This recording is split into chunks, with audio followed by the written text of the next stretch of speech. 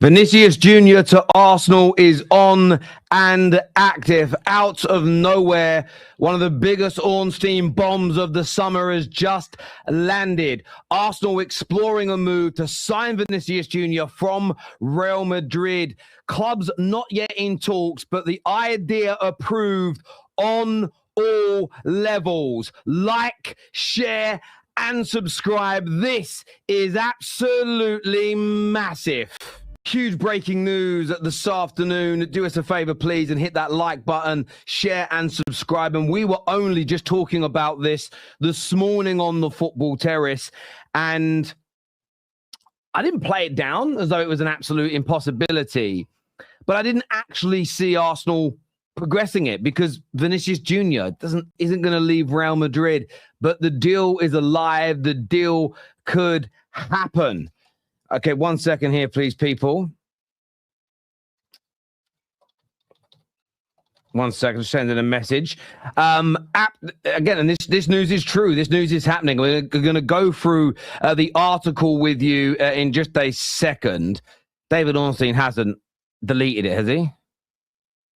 Okay, is there a new post here? Because I just clicked on the link on his article and it isn't going anywhere for some reason. But we'll click on the link in a moment's time. But we're going to delve into this story in a lot more detail because there is loads to go through. There is loads to speak about in relation to this. Most people didn't expect it, but the story is, and I'll read it to you here, that Arsenal are exploring a move to sign Vinicius Jr. from Real Madrid. Arsenal's interest early stages and not yet in talks with the club, and that's normal at this point, but the idea approved at all levels. Much rests on the contract process as no breakthrough yet. Real Madrid do not want a free exit. So a lot riding in this, a lot of plates that are spinning here, a lot that is going on with this potential deal, as everybody can rightfully see and understand here. But Vinicius Jr. has fretted for a long time at not signing a new deal. Real Madrid don't want to lose the player for nothing. Arsenal absolutely need something stellar on that left-hand side. This could be an amazing signing. It truly, truly could be. If he's prepared to put in the work that Mikel Arteta requires, the defensive side of the game, as we see Kvaratskhelia doing at PSG, or if there is a belief that those numbers are going to go to another level, this could be one of the best deals in Arsenal Football Club's history. And maybe, just maybe, I'm just putting this out there, early train of thought, I don't want Arsenal getting Vinicius Jr. Let me just be blunt with you. I don't want Arsenal getting Vinicius Jr. for obvious reasons. But to all the negative football fans of all clubs out there that have cried for weeks, do business, what's going on? I would almost love this deal to happen just to say, can you please shut your fucking mouths? Can you just shut up and maybe wait before you whine? Some of these men are 30, 40, 50 years old, and they bitch like my son that I've said no to an ice cream to, who's just had one 20 minutes earlier. But look, crazy news today. I don't think anybody, I know there was rumors about it earlier on today, but I think people viewed it as just sort of, maybe. 1 second here, people. I've got to send a quick message. People just saw it as a little bit of a maybe. Could they? I don't know. I'm not sure, but it's real. This deal is on. I know you guys are laughing at what I said, but I do mean it. We've seen it so much recently, and I'm just getting very bored of people that spend the whole summer moaning. I really am.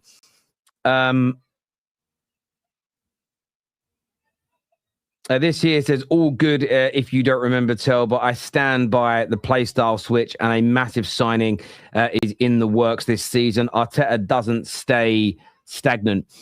Look, there may be a change in style, but I'll stand on what I said as well, Garrett. I don't think your style of play is going to overly change too much. I think what you said this before, I said it months ago. Sometimes I do a lot of content, so sometimes you have to revisit things as we're doing here. But I just think it's about adding players with a little bit more star quality, a little bit more end product, a little bit more. What's the colloquial term? It's gone from my head. Not individuality. What's that bloody word? that everybody uses and they get annoyed about, and we need more of it in football?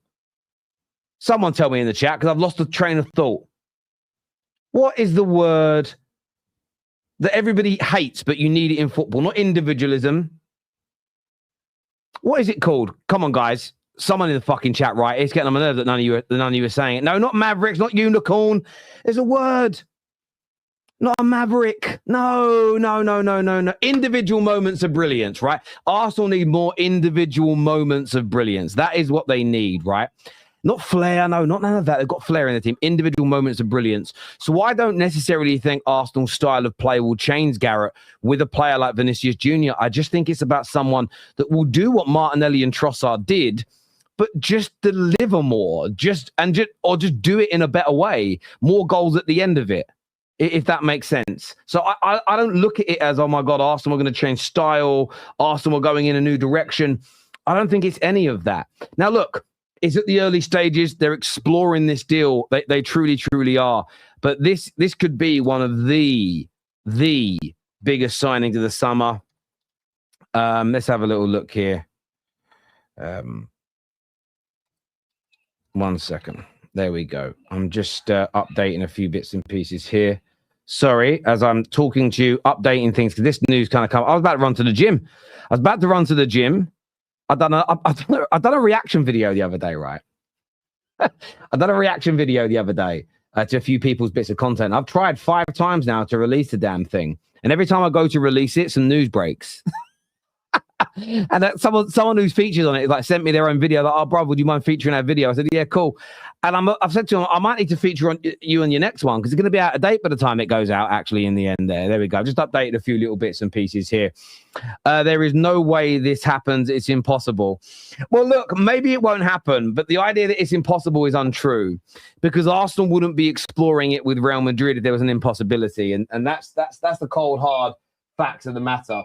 They have had this approved on all levels. That means they've had an element of encouragement from the player. There is no doubt. Now, the player might still decide to stay at Real Madrid. He may decide to do it. But Arsenal flexing their muscles here. And if you end up pivoting away from Morgan Rogers and you end up with a winger like Vinicius Jr., wow. Absolutely wow. If that's pulled off, if that's done, it is phenomenal business. He was by far Brazil's best player at the World Cup. This is true. He's on 480k a week. What's that got to do with anything? See, I spoke about this. I'm so glad this news has come out after what I spoke about this morning, because the people can say waffle all they want. But listen, there are teams out there, okay, like Spurs, that have just put Mateus Fernandes on £250,000 a week, Tonali on nearly 300k a week. From an affordability perspective, 400, 450, 500k a week for Vinicius is actually cheaper. And it's cheaper because the revenue that Vinicius will generate in terms of income for Arsenal will offset a proportion of that, it. Equally, you've got players like Gabriel that are going to be leaving. And that takes up a part of it as well. That guy's on what? Yes, guys, Chelsea news, second video of the day. We have got lots of stuff to keep you lot in the loop with. Again, we have got incomings, outgoing stories. Chelsea are starting to move in this transfer window. Xabi Alonso is well and truly underway as the Chelsea gaffer. And we begin with some updates regarding Cole Palmer. This is big. Cole Palmer is already loving life under Xabi Alonso. A Cobham source describes him to be like a different man so far. General atmosphere is superb too. This is as good of news, or as good news, as interest in Maxence Lacroix, interest in Bruno, Adam Wharton, Alex Scott, all of these good footballers that Chelsea are linked with right now. Seeing that Cole Palmer is like a different man after what we saw last season, it's almost going to feel, if we do get that Cole Palmer from the season before back, like we've actually got a new signing. Because last season, Cole's numbers, compared to the standards that he set for himself, weren't as good. We all know that. And he didn't ever, at any point last season, look as sharp and as bright as he did when he first joined Chelsea, where the numbers were just absolutely outrageous. But the early signs here is that Cole Palmer is loving life under Xabi Alonso. And this is the thing. And I feel like when we talk about Chelsea turning a corner, have they turned a corner? Have the ownership learnt from their mistakes? Cole Palmer is too good of a footballer to see us operate and make the kind of signings and improvements, so-called improvements, that we've seen in recent years.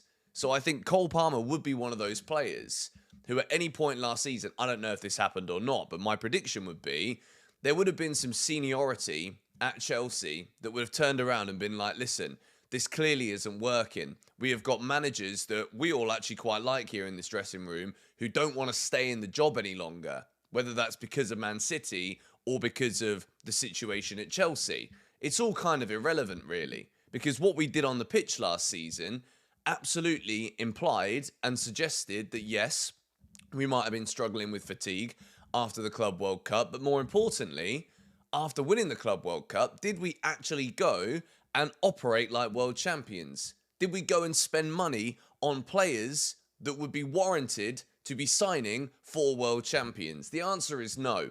This summer, we look like we're moving a little bit different. And the first instigator of that was hiring Xabi Alonso. That is someone where he would never take the job if he wasn't going to be able to come in and be like, look, I think it needs to be ran this way. And fair play to Chelsea and the hierarchy. I'm not saying we're out of the woods.